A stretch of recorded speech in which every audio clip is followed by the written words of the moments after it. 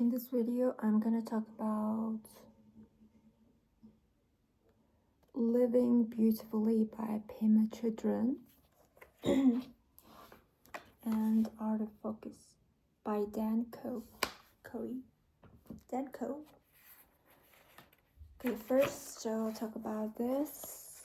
This was a gift from my sister, and I really liked it because they were very useful to live in the now, like accepting life as it is.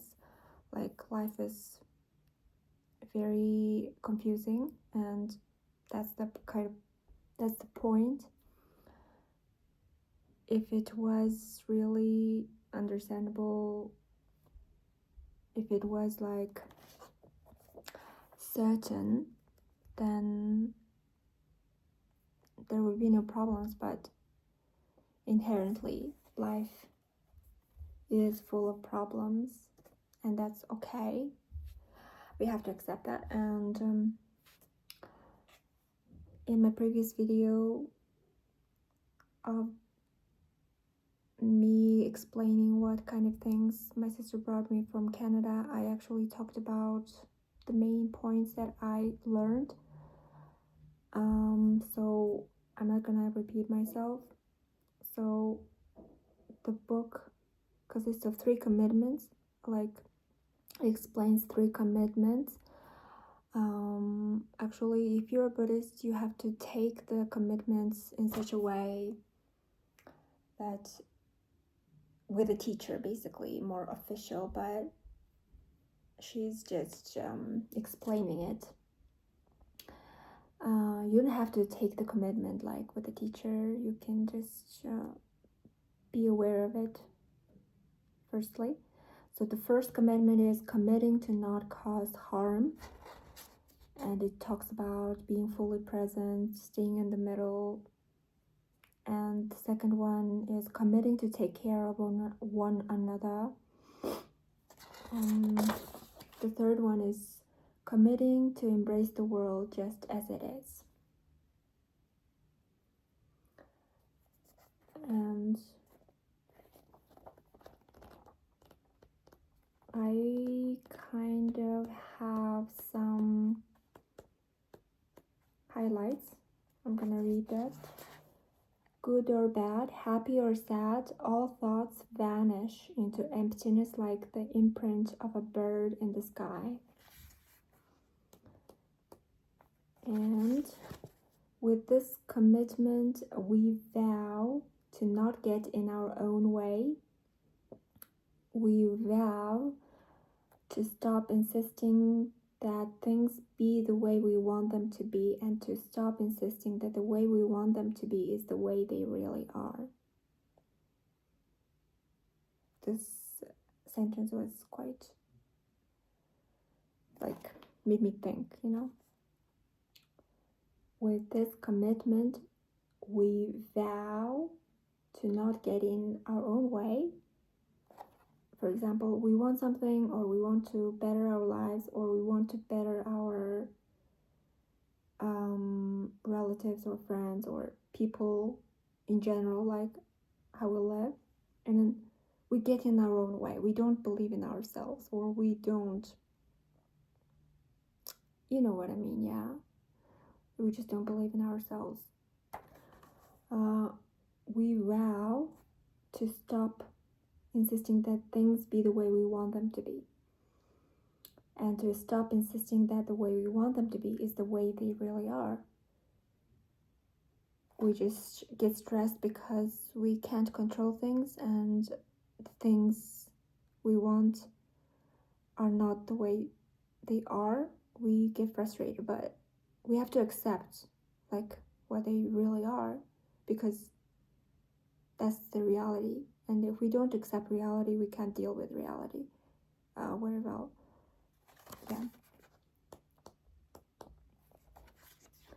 When you're open to inviting difficult emotions to stick around long enough to teach you something, then you're already in the frame of mind to do this practice.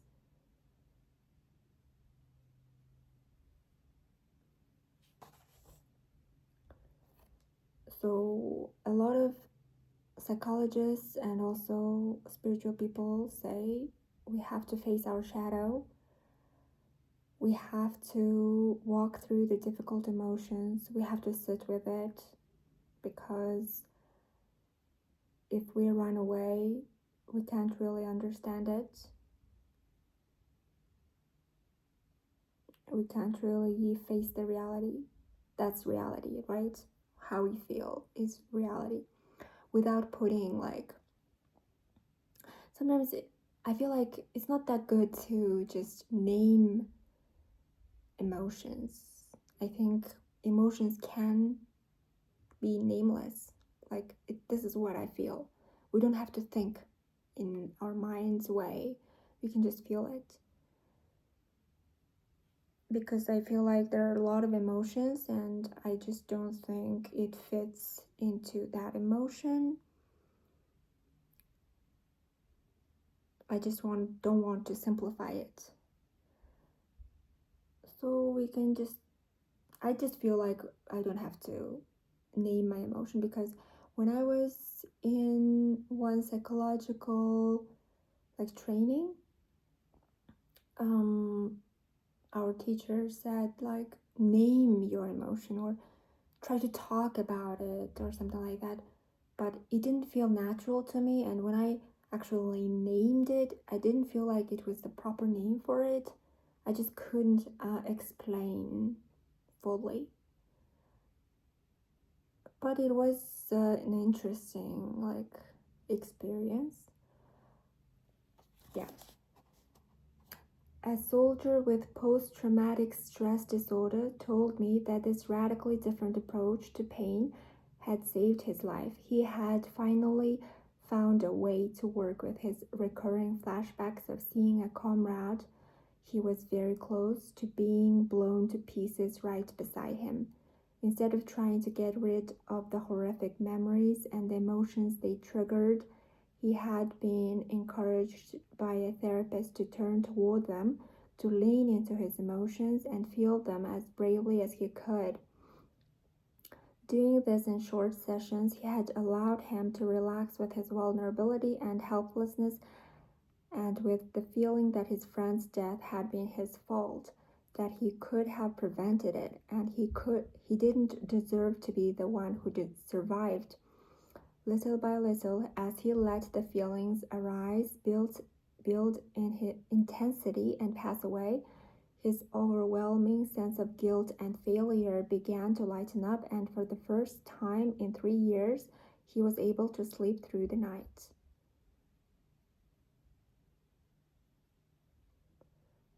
So basically, when you're open to inviting difficult emotions to stick around long enough to teach you something, then you feel better. That's what this example taught me.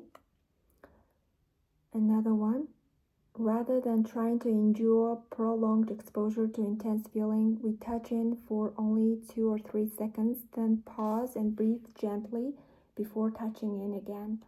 Or we might simply stay with the troubling feeling for 5 or 6 minutes and then go on with our day, more in touch with our emotions and therefore less likely to be dragged around by them. So I guess she's saying that we need to, if we are feeling something, I guess we need to face them. But sometimes, for me at least, I have things to do, right? I don't have time to face my emotions 24/7. So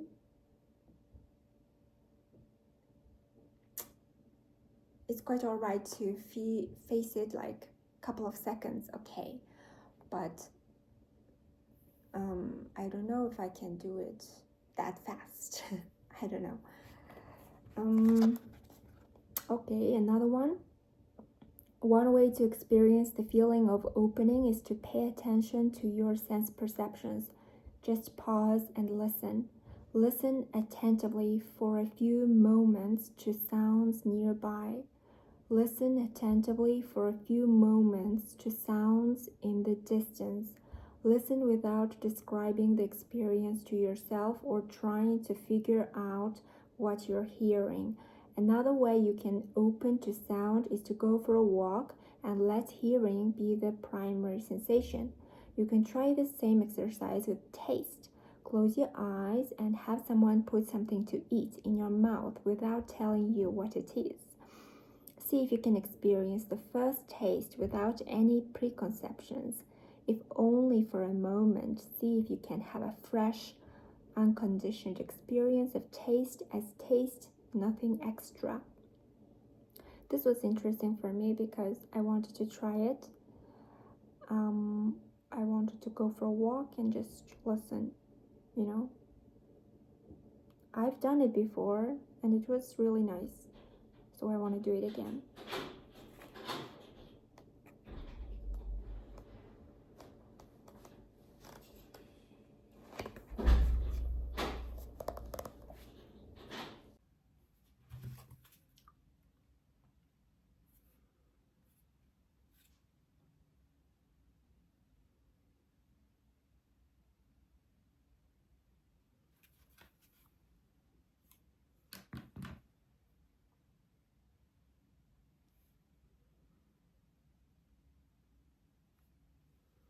Art of Focus by Dan Coe.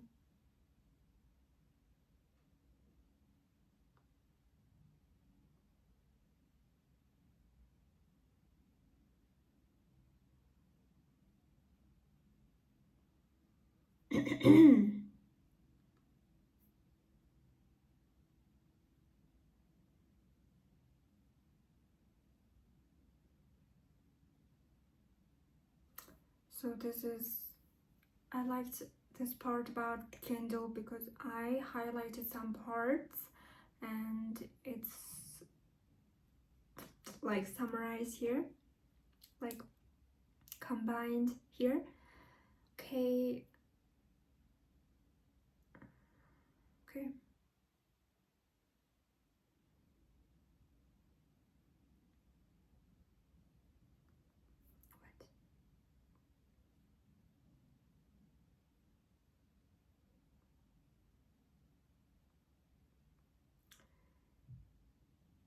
So in summary, I follow Dan Coe. I used to follow Dan Coe a year ago, like vigorously. I liked his message. Not for the fact that he said something new, he just was very motivating and still is. And I bought his book, Art of Focus, and then I tried to read it and then ditched it halfway last year. And then on my birthday, my dad and my sister gave me a Kindle, so I revisited back to my Amazon because I bought it as an ebook on Amazon that time, and I found this book again, so I read it and then I actually liked it.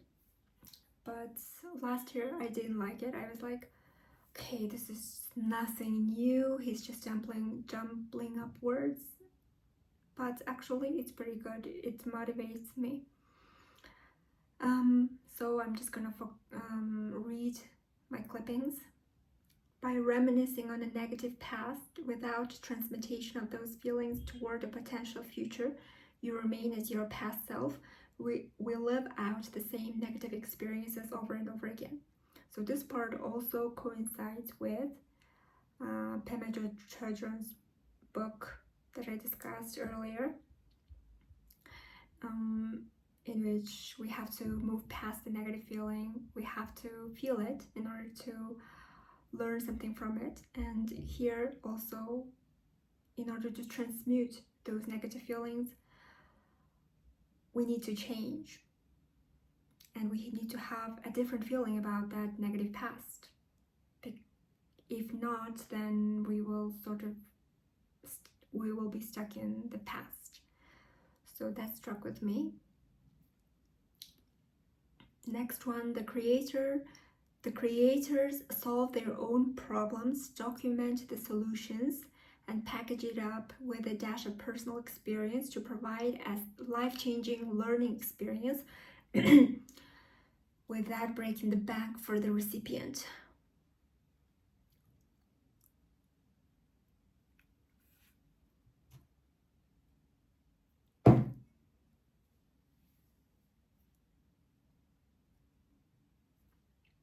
Yeah, just he says create a course or create some kind of digital product that you can sell online, and then you can, you know, be independent from 9 to 5. The industrial age solves big problems in labor. The information age solves big problems in knowledge.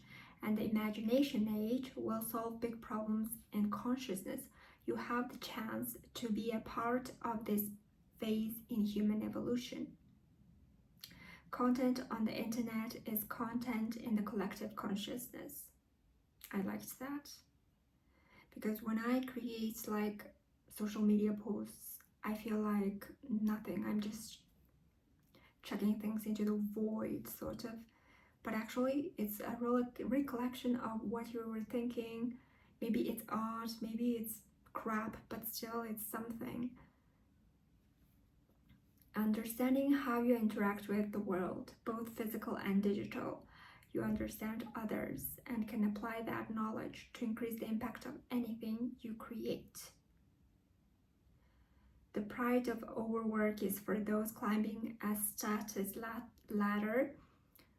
A balanced, fulfilling lifestyle is for those that we do what they want. When forging your own path, productivity is difficult to measure.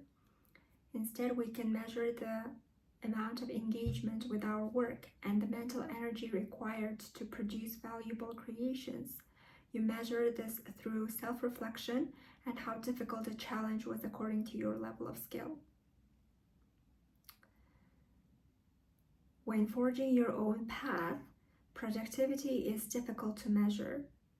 Instead, we can measure the amount of engagement. Okay, this is the repetition. The problem is the attitude that schools approach learning with. At a young age, the act of obedience without question is tattooed into our psyche. It makes sense why there has been a silent education revolution on the internet.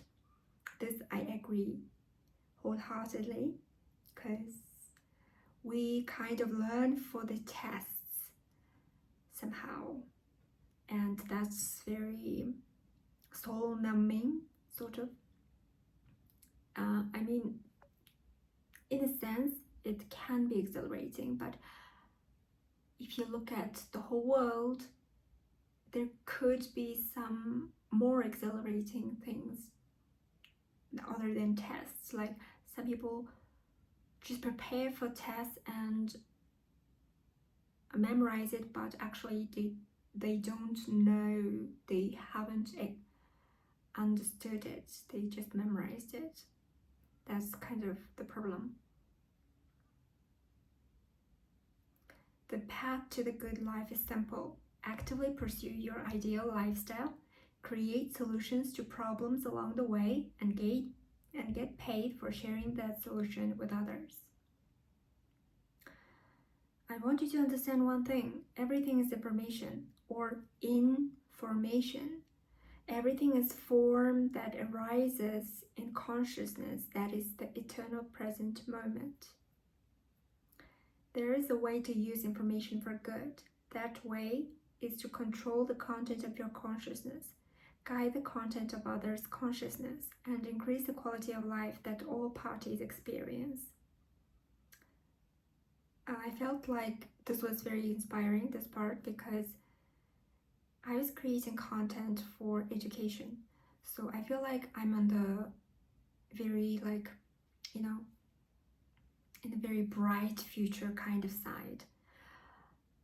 Because I feel like, well, I can talk about gossip, for example, like Hollywood gossip or something, but it's just not who I am.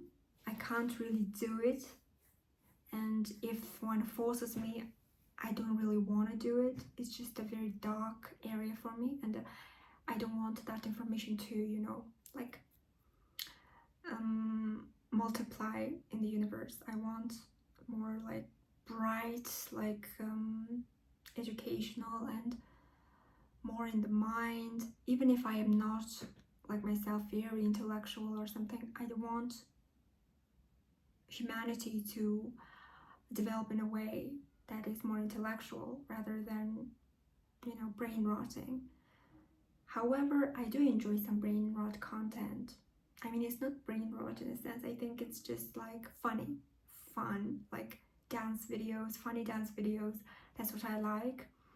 And, you know, just humorous things. Of course, I love them. But I do not love like negative things, bullying, and getting interested in other people's lives because there's no proof exactly like what happened. I don't know, like celebrities or people online debating about things, but actually there's no proof of who is right and who is wrong. So it's pretty hard. You can have assumptions, but I don't want to assume the worst in people. I don't. That is, okay, let's go back. That is, minds of low development will try to bring the world down to its level. Minds of high development will try to bring the world up. We are in the middle of a spiritual war of ideas.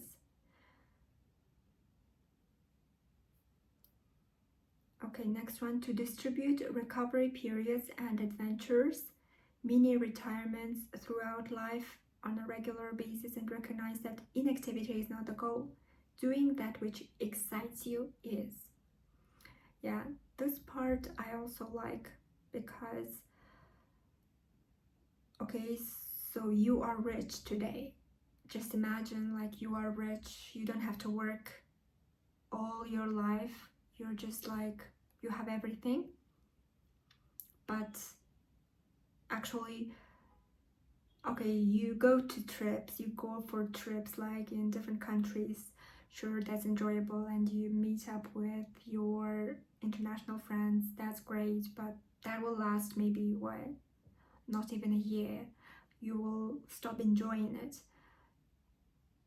Actually, you will stop enjoying it. I mean, I haven't been in that sense, and that would be exhilarating, and I would do everything I want. I will go to like so many like events, like musical events, and meet my friends and just go everywhere. And maybe it will last like, you know, how many years, I don't know. It will be exciting, but at the end of the day, we need some kind of like personal like passion and desire and what we want to leave the universe, leave the world after we're gone or something, or just what do we really want? That needs to be explored. That needs to be like really dig deep. Like, what do you actually like? What do you get passionate? What makes you feel alive or something like that? I don't know. I just feel like there is something like that. And it's beautiful to think in that sense. I don't know. There are a lot of passions. There could be a lot of passions, but it's just at the end of the day, you enjoy it, but at the end of the day, what do you want to propagate into the world? That's the question. This is for the Halloween. Actually, today is 30th of October, so I don't have to open the door, I think. To distribute recovery periods and adventures. Okay, I read that. Next one. After years of repetitive work, you will often need to dig hard to find your passions, redefine your dreams, and revive hobbies that you let atrophy to near extinction. The goal is not to simply eliminate the bad, which does nothing more than leave you with a vacuum, but to pursue and experience the best in the world. Yes. And then my clippings are finished. And then now I'm reading 4-Hour Workweek by Tim Ferriss. And I will make another video with that after I finish reading them. So thank you for watching me.